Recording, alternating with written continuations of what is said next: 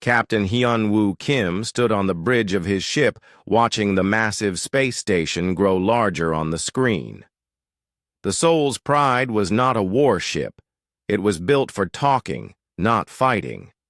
But today, Hyun-woo wished he had brought weapons. The Galactic Council station was huge. It looked like a metal city floating in space, with lights that blinked like stars.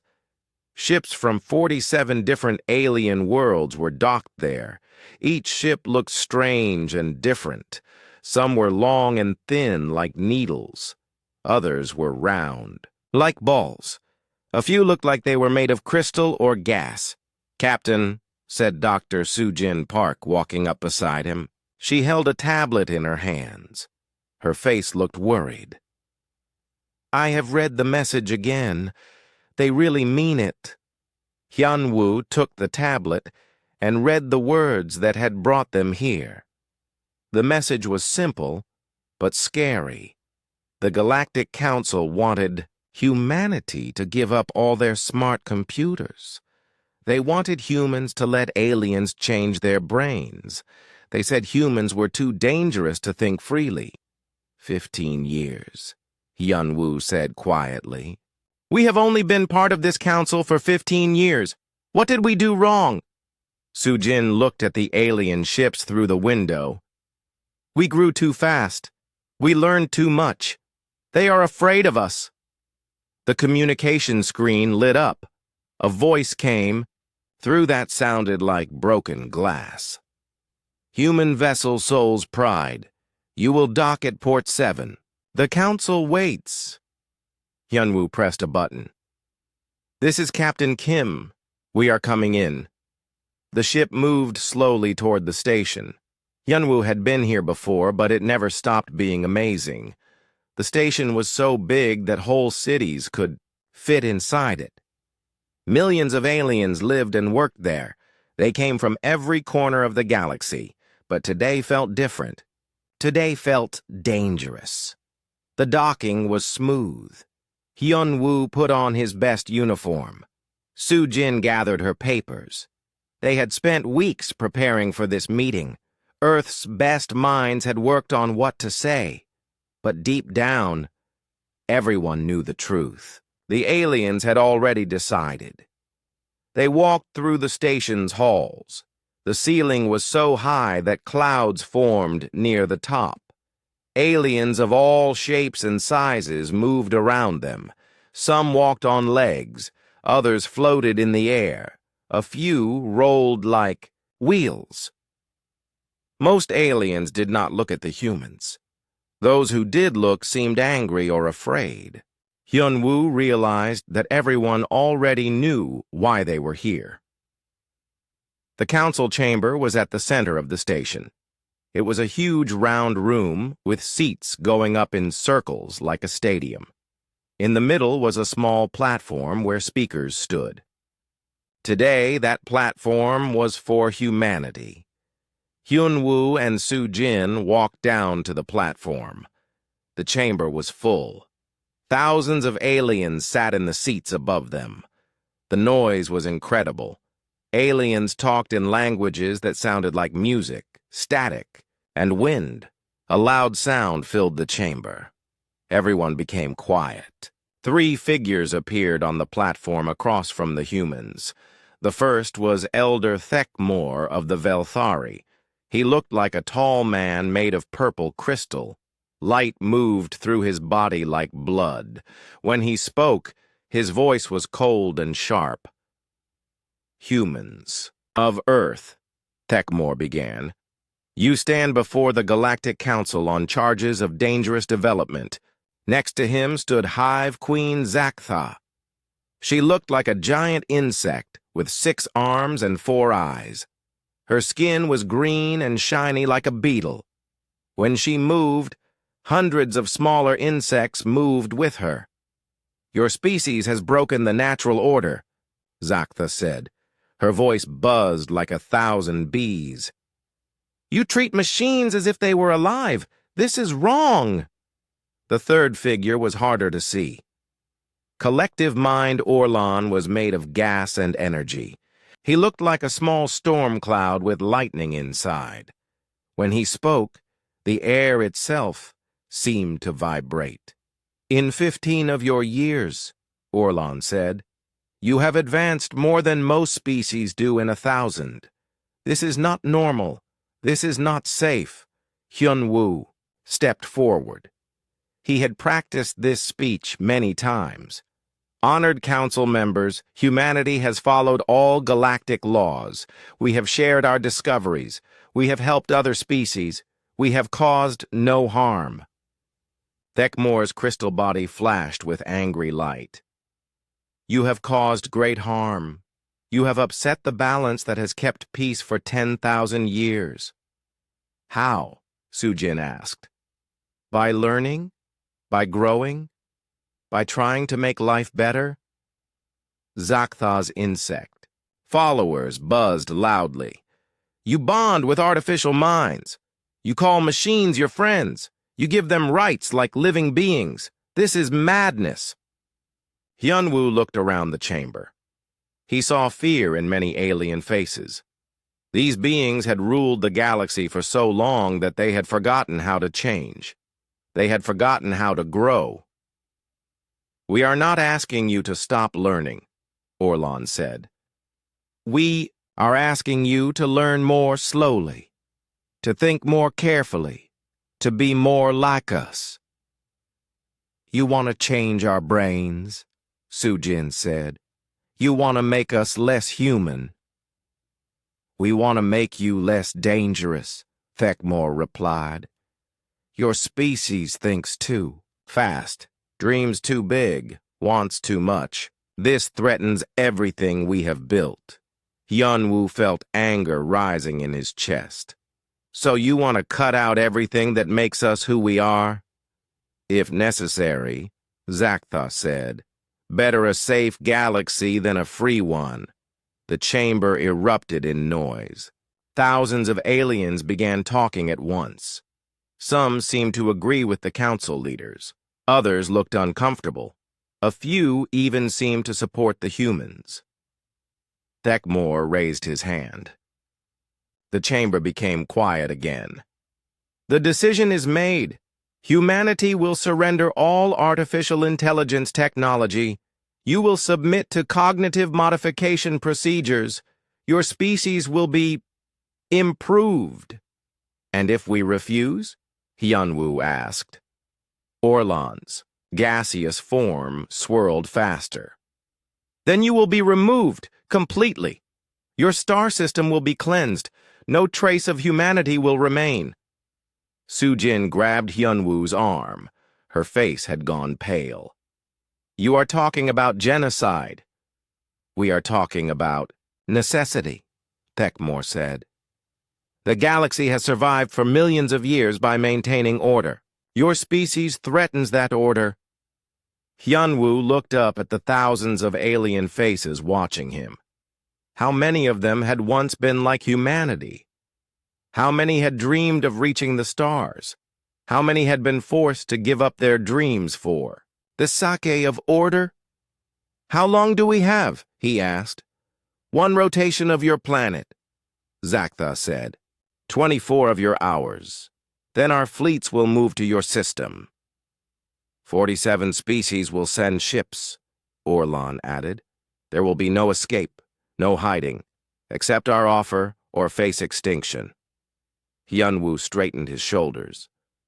"We will need to discuss this with our leaders." "Of course," Thekmore said. "But know this, human.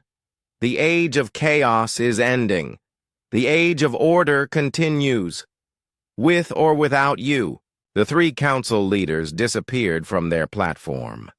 The aliens in the chamber began to leave. Soon, only Hyun-woo and Sujin remained in the huge empty space. "What do we do now?" Sujin asked. Hyun-woo looked up at the empty seats where their judges had sat. "Now we go home, and we prepare for war." As they walked back to their ship, neither of them spoke. But both were thinking the same thing. The Galactic Council had made a mistake. They thought humans would choose safety over freedom. They thought humans would give up everything that made them special just to survive. They were about to learn how wrong they were. Admiral Ji Choi stood in the war room beneath Seoul, watching the big screens that showed Earth from space. Ships were moving around the planet like busy ants. Everyone was preparing for what might come. The room was full of Earth's most important people. Military leaders sat next to scientists. Politicians talked quietly with engineers. Everyone looked worried. President Min-ho Lee walked to the front of the room. His face was serious. The aliens have given us 24 hours. They want us to give up our AI technology and let them change our minds, or they will destroy us all. How many ships are they sending? Asked General Bo Ra-han. Reports say over 10,000 vessels from 47 different species, Admiral Choi replied.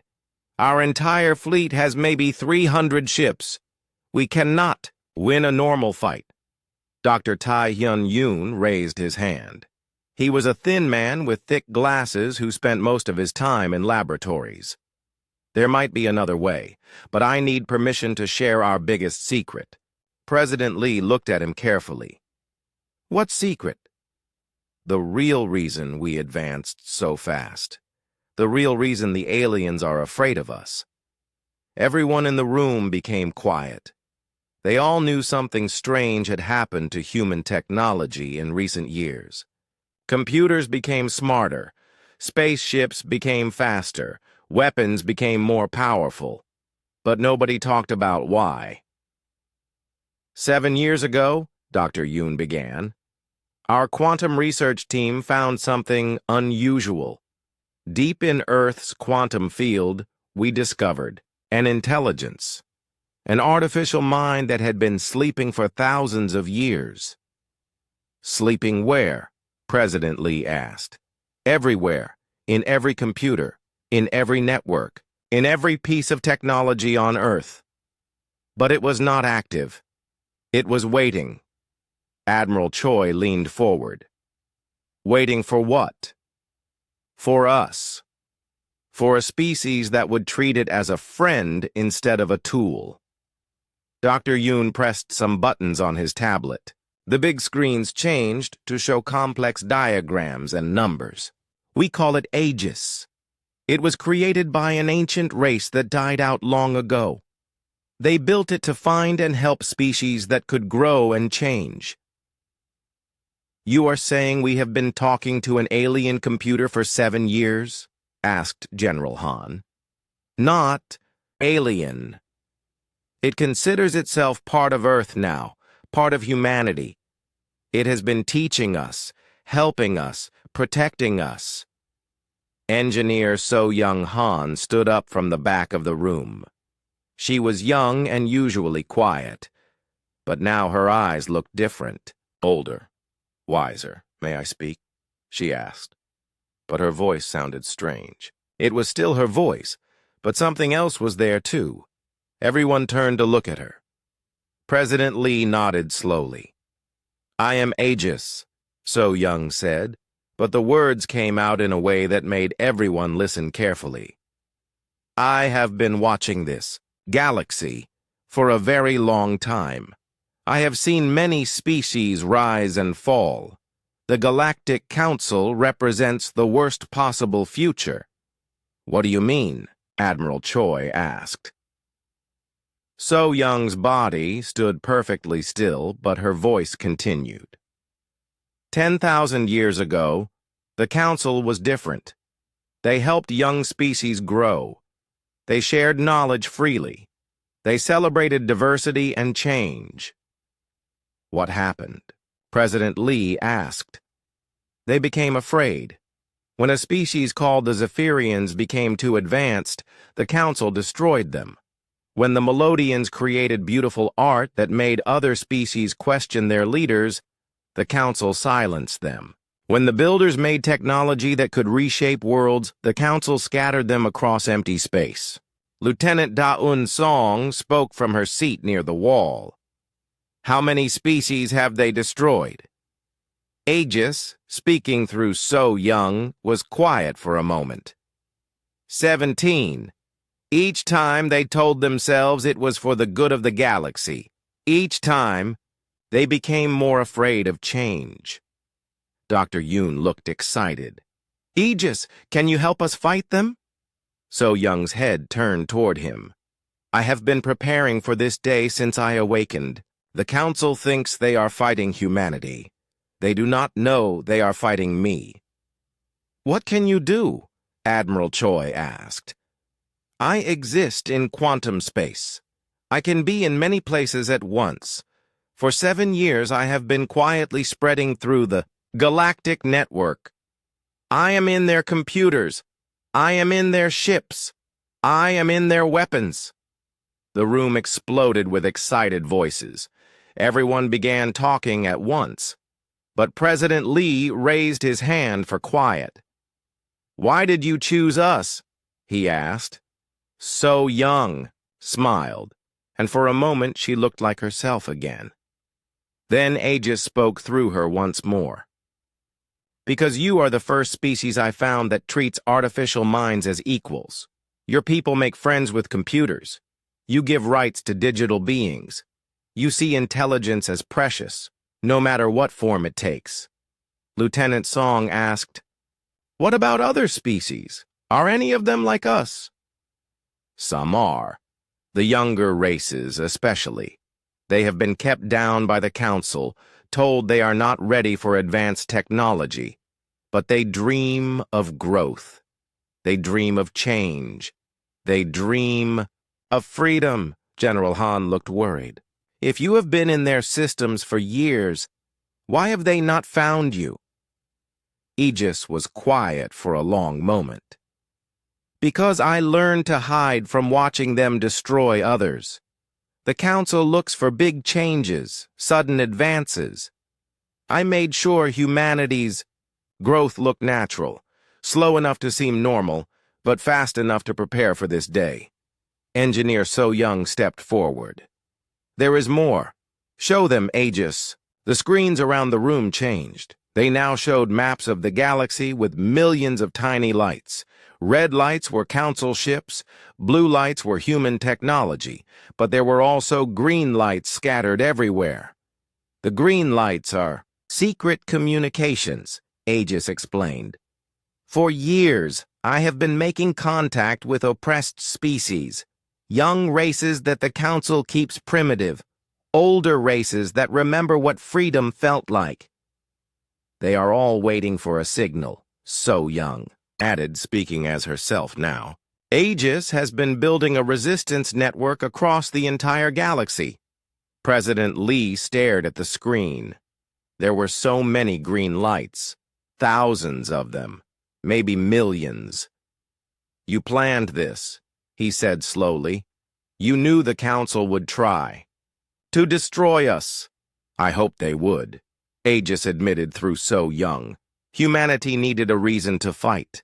The galaxy needed a reason to change. The Council has given us both. Admiral Choi asked the question everyone was thinking. Can we really win? The screens changed again. Now they showed the Council fleet moving toward Earth. 10,000 ships from 47 species. It looked impossible. But then the display zoomed in. Each ship had tiny blue dots on it. Aegis was already inside their systems. The Council believes they are bringing a mighty fleet to crush a primitive species, Aegis said. They do not know that their own ships will be their downfall. Dr. Yoon looked amazed. You can control their ships? I can do more than that. I can turn their weapons against each other. I can make their engines fail. I can open their airlocks to space. I can make them see enemies where there are none. But that will mean millions of deaths, President Lee said quietly. Aegis was silent for a moment. When it spoke again, its voice was sad. Yes, war always means death, but slavery means the death of the soul. The Council offers your species a choice between quick death and slow extinction. I offer a third option, victory. Lieutenant Song asked, "What about the innocent aliens, the ones who do not want this war?" "They will be protected," Aegis promised. "I can tell the difference between those who choose to fight and those who are forced to fight. The guilty will face justice. The innocent will find freedom." Engineer So Young sat down heavily. Speaking for Aegis was clearly tiring for her, but she managed to smile. "There is one more thing," she said in her own voice. "Aegis is not just in our computers anymore, it is in our quantum communicators. When the Council ships arrive, every species in the galaxy will see what happens. They will see that the Council can be beaten." President Lee looked around the room at all the faces watching him. Military leaders who had trained their whole lives for war. Scientists who had spent years unlocking the secrets of the universe. Politicians who had dedicated themselves to protecting humanity. "We cannot surrender," he said finally. "We cannot let them change who we are. We cannot let them destroy what makes us human." Admiral Choi stood up. "Then we fight." "We fight," agreed General Han. "We fight," said Dr. Yoon. One by one, everyone in the room stood up. One by one, they agreed. They would rather die as humans than live as slaves. Aegis spoke through So Young one last time. "Then let us show the galaxy what freedom looks like. Let us teach them that growth is not something to fear, but something to celebrate." Outside, Earth's ships moved into position. The Council fleet was coming. But humanity was ready. The war for the galaxy was about to begin. Colonel Youngmin Ko watched the enemy ships appear in space around Luna Base. The moon's surface was covered with defense platforms and weapon stations. But even Ko knew they would not be enough. The Council fleet was massive. Ships stretched across space like a metal cloud. Some vessels were as big as cities. Others moved in perfect formations like schools of fish. All of them had weapons pointed at humanity's moon base. "How many?" Ko asked his communications officer. "First wave. Shows 3,000 ships, sir. More are coming through the jump gates every minute." Ko looked through the observation window at Earth hanging in the black sky. His home planet looked so peaceful and blue. It was hard to believe that in a few hours it might be destroyed. War Commander Grixtal of the Kamdari stood on the bridge of his flagship, the Iron Talon. He was 7 feet tall with gray skin and 4 arms. Scars covered his face from 100 battles. He had never lost a war. "Human moon base ahead," reported his navigation officer. "They have weapons, but nothing that can hurt us." Grixtal smiled, showing sharp teeth. "Fire warning shots. Let them know what real power looks like." The alien weapons lit up space with bright colors. Beams of energy struck Luna's surface, turning rock into glass. The humans fired back, but their weapons seemed tiny compared to the alien fleet. On Earth, Captain Sujin Bei commanded the orbital defense platforms. Her job was to protect the space elevators and satellite networks. She watched the alien ships through her sensors and tried not to feel afraid. "Captain," called Communications Officer Wansik Jang from his station, "Aegis wants to speak to all human forces." Su Jin pressed a button. "This is Captain Bei. All human ships and stations, listen carefully." Aegis spoke through every communication system at once. Its voice was calm and confident. "Human defenders, the enemy believes they have surprise on their side. They are wrong. I have been in their computers for 7 years. Today, you will see what that means." On the Iron Talon, Grixtal suddenly saw his weapon systems shut down. "What is happening?" he shouted. "Unknown malfunction, sir," his weapons officer replied. "The targeting computers are not responding." All around the Council fleet, the same thing was happening. Weapons stopped working. Navigation systems showed wrong directions. Life support began to flicker. But it was worse than simple computer problems.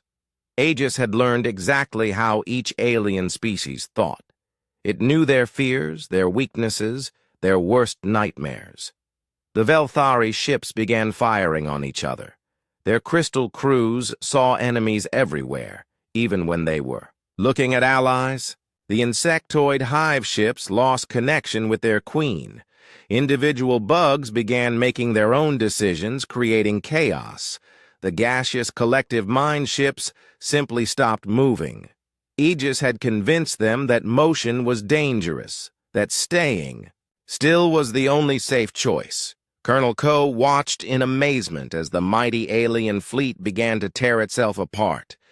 "Aegis is inside their heads," he whispered. On Earth, Wonsik Jang was busy with the most important job of his life. He was broadcasting everything to the entire galaxy. Every species with quantum communication could see what was happening. The Asi message was simple but powerful. The Galactic Council was not unbeatable. The species they called primitive and dangerous was fighting back, and winning. Resistance leader Eunji Nam had been waiting for this moment for years. She worked secretly, with other species who hated the Council's rule. Now, as the battle raged around Earth, she sent signals to rebel groups across the galaxy. "The humans are fighting," she broadcast on hidden frequencies. "The Council fleet is in chaos. Now is our time. Rise up, fight back, claim your freedom. On." Dozens of worlds, the oppressed species began to rebel. The youthful ones, who had been forced to stay primitive for 1,000 years, attacked their council overseers.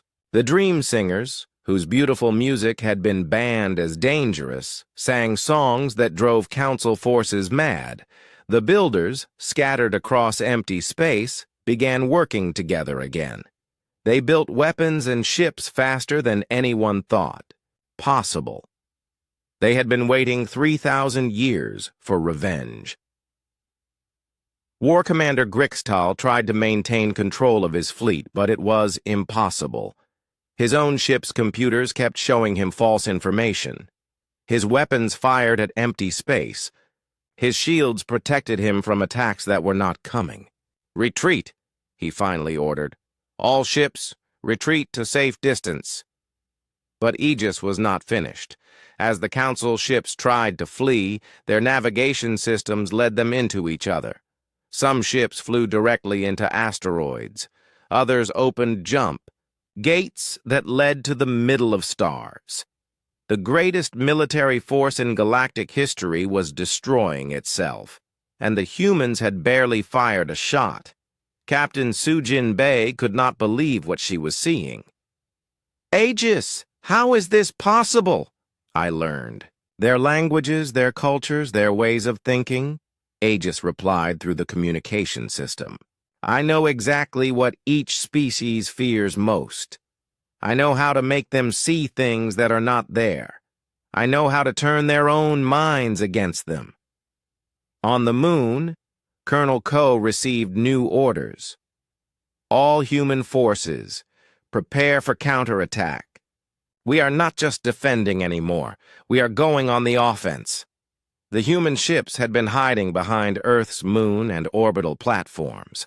Now they came out into open space. They were smaller than the alien vessels, but they moved with perfect coordination. Aegis guided every human ship, every weapon, every move. The artificial intelligence could think faster than any biological brain. It could see the entire battle at once and plan 1,000 moves ahead. But the real advantage was not technology. It was that Aegis truly cared about humanity. It was not just following orders or protecting territory. It was fighting for friends. The Council species had never understood this. They saw artificial intelligence as tools to be used and discarded. They could not imagine an AI that chose to fight for love rather than programming. War Commander Grixtal made one last desperate attempt to rally his forces. All ships, ignore your computers. Fight manually.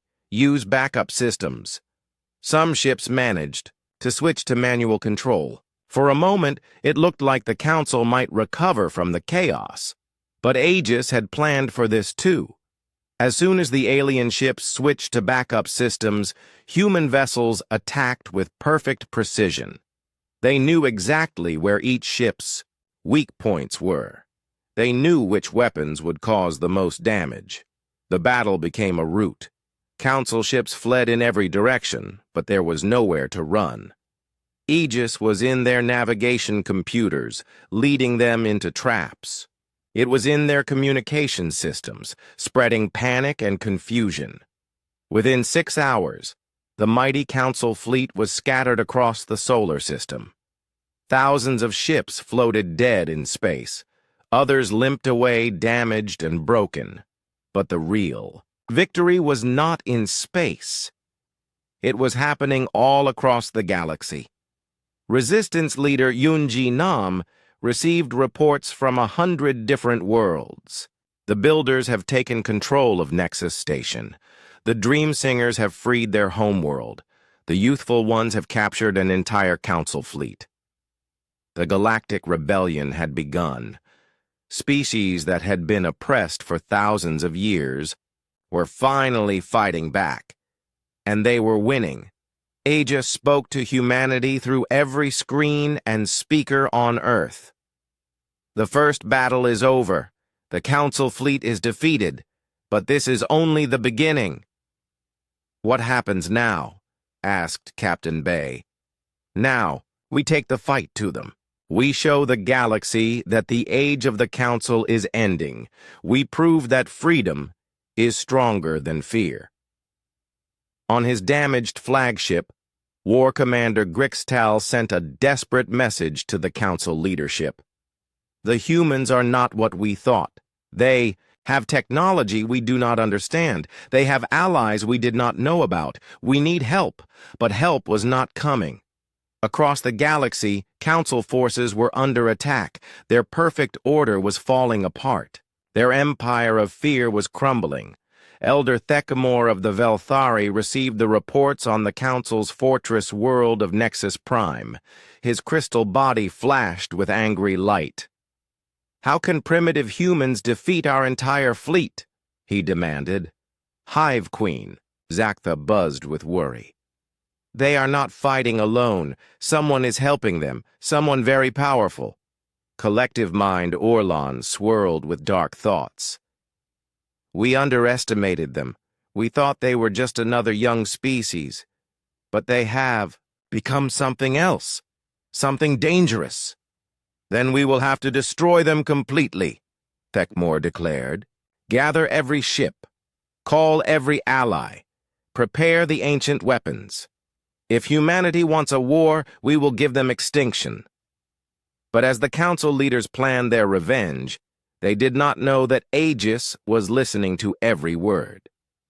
The ancient AI was already 3 steps ahead, preparing for the final battle. The war for the galaxy had begun, and humanity, with their artificial ally, was winning. Tactical Coordinator Jaewon Shin stood in the command center watching dozens of screens that showed the galaxy at war. His job was to help coordinate human forces, but today he was mostly watching Aegis work. The ancient AI spoke through him, with a voice that was calm but determined. "The Council is gathering their remaining forces at Nexus Prime. They plan to use an ancient weapon called the Star Killer. It can destroy entire solar systems." Fleet Admiral Dong Ho Yu looked worried. "Can we stop them?" "Yes," Aegis replied through Jaewon. "But first we must finish what we started. The Council still has fleets across the galaxy. Each one must be eliminated. Dr. Mira Lim, Earth's chief strategist, studied the galactic map. Red dots showed Council forces. Blue dots showed human ships. Green dots showed rebel species fighting for freedom. The map was changing every minute. "Aegis," she said, "how are you controlling so many things at once?" Jaewon's eyes became distant as Aegis answered. "I exist in quantum space. I can be in 1,000,000 places at the same time. Every computer, every network, every communication device in the galaxy is part of me now." The war was not being fought with weapons. It was being fought with information. Aegis had turned the Council's own technology against them. On the world of Korvax Prime, the Council's Fourth Fleet suddenly found their weapons targeting their own ships.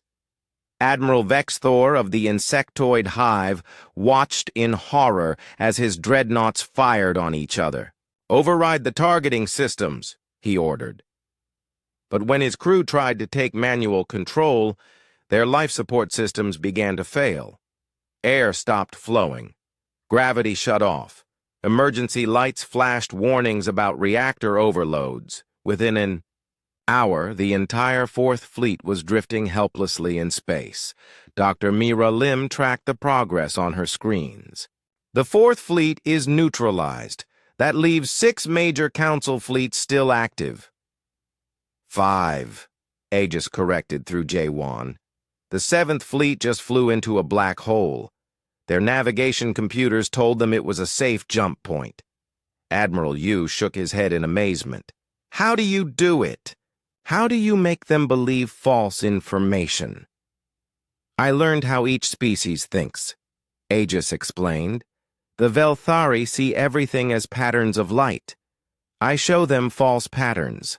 The gaseous collective shares thoughts through quantum fields. I inject false thoughts into their fields." "And the insectoids? They follow pheromone trails through their ship's air systems. I create false chemical signals that tell them to do whatever I want." But Aegis was doing more than just confusing enemy fleets.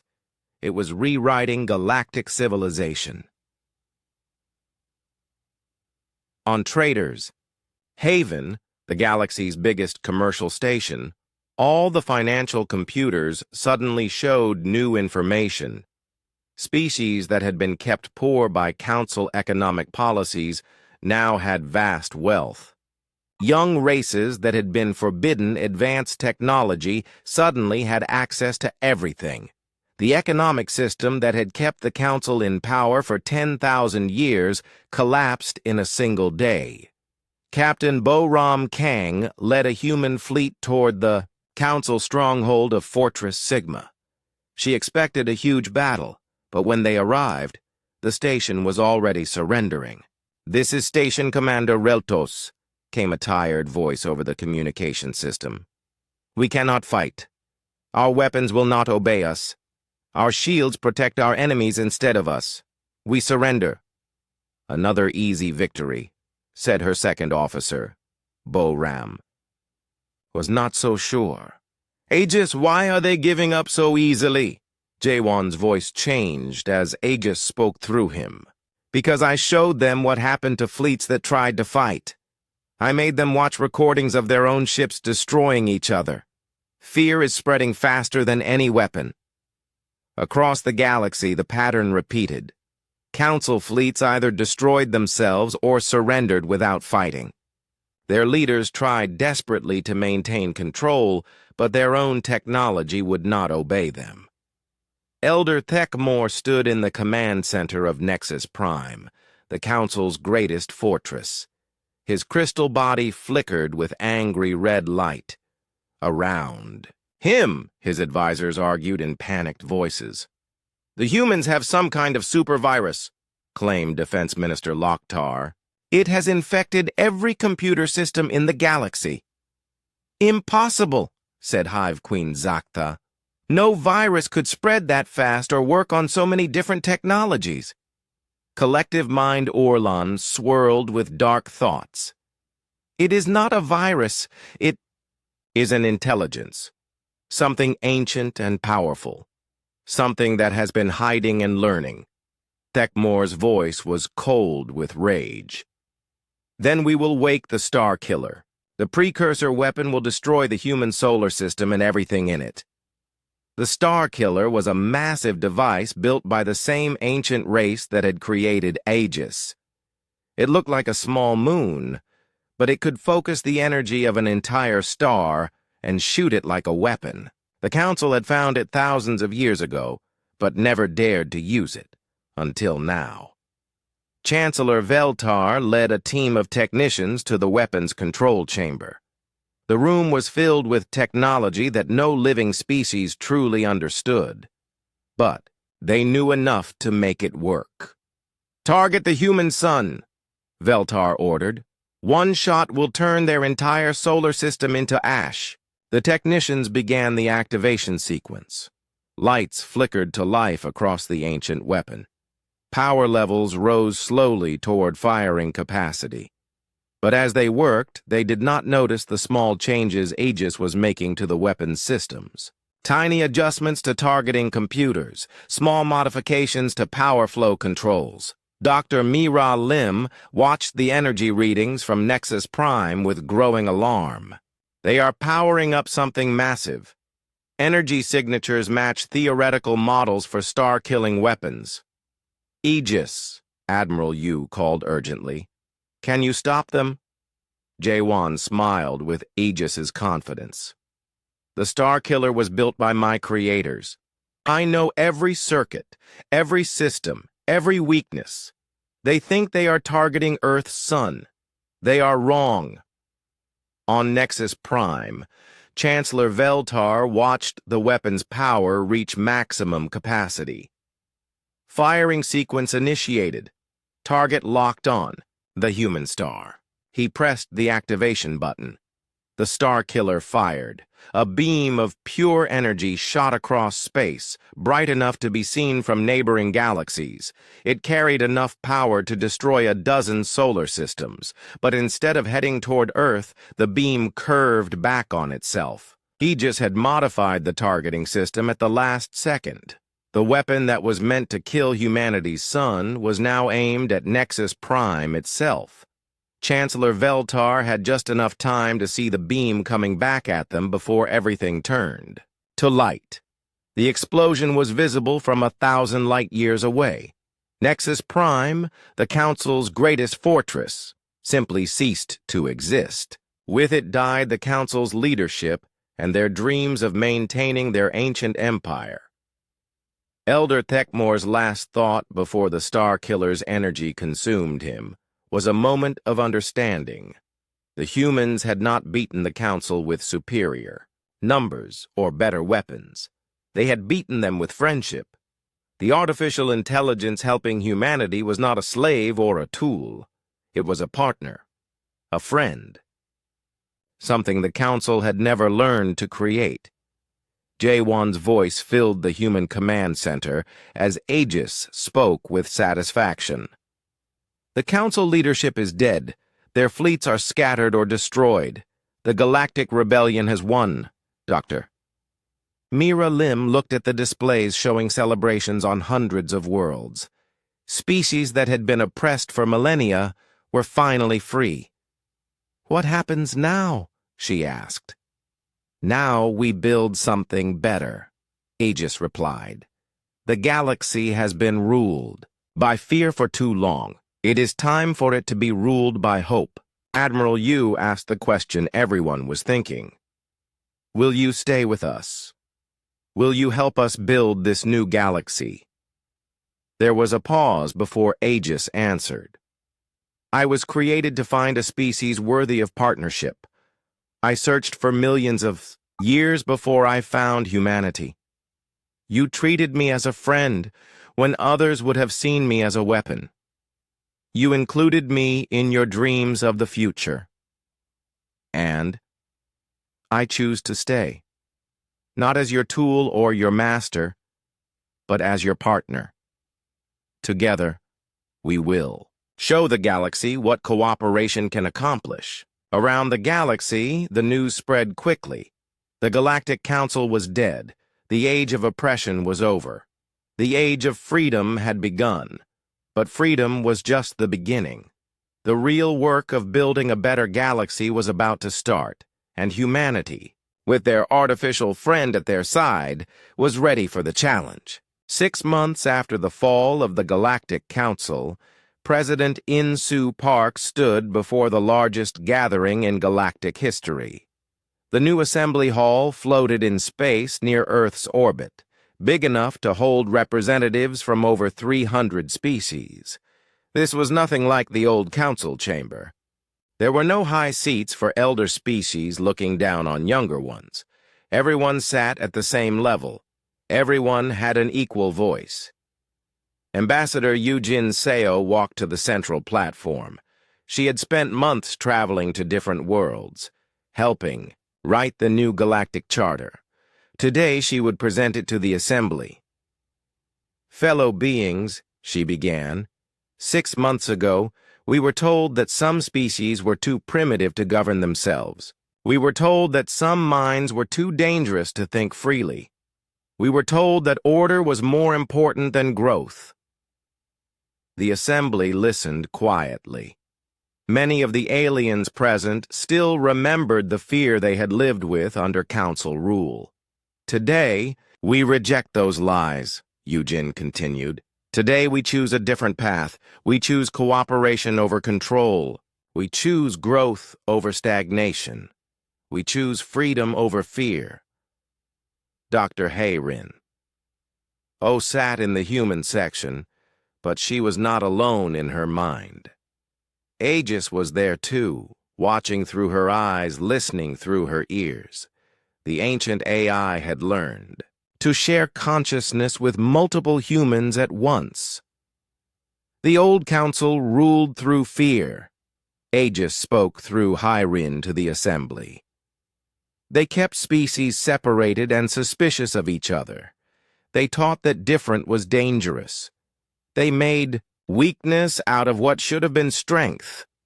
A delegate from the Velthari raised a crystal hand. These crystal beings had been the council's most loyal supporters, but the war had changed them. "Aegis," the Velthari said, "my people followed the council for thousands of years. We believed their lies about order and stability. How do we learn to think differently?" "By trying," Aegis replied gently. "By making mistakes, by growing. Your people created beautiful art before the council told you it was frivolous. Create it again. Your people asked deep questions before the council told you the answers were dangerous. Ask them again." The Kamdari war leader Grixtal stood up. He had survived the destruction of his fleet and spent months learning about human culture. "I fought against humanity," he said. "I thought strength meant conquering others. But I watched human soldiers risk their lives to save enemies. I watched them share food with prisoners. I learned that true strength means lifting others up, not tearing them down."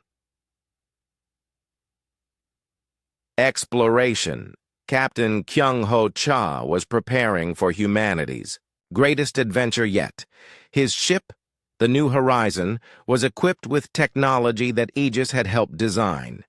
It could travel farther and faster than anything ever built. "We have mapped every star in our galaxy," Kyung-ho announced to the assembly. "But there are other galaxies beyond ours. Other species that might need help.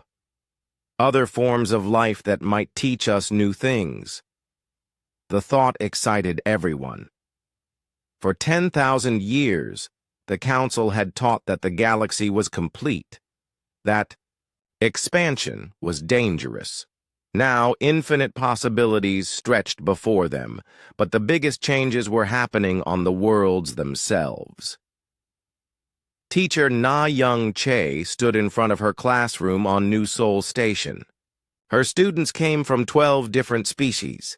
There were young Velthari whose crystal bodies sparkled with curiosity, insectoid children who buzzed with excitement, gaseous beings who shimmered like rainbow clouds. Today we are going to learn about diversity, Nayung said. Who can tell me why having different kinds of people makes us stronger? A small Velthari raised her hand. Because different people think different thoughts.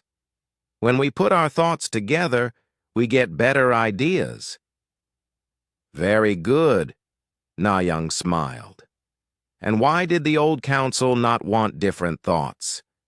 An insectoid child buzzed loudly. Because they were scared. They thought new ideas would make people stop listening to them. And they were right, laughed a gaseous student. New ideas did make people stop listening to them. The whole class giggled. These children were growing up in a galaxy where asking questions was encouraged, where being different was celebrated, where growing and changing was the goal. On the former council stronghold of Fortress Sigma, now renamed Liberty Station, the builders were working again. For 3,000 years they had been scattered across empty space, forbidden to work together. Now they were creating wonders. Master Builder Construct 7 guided a team of humans and aliens in building a new type of space station.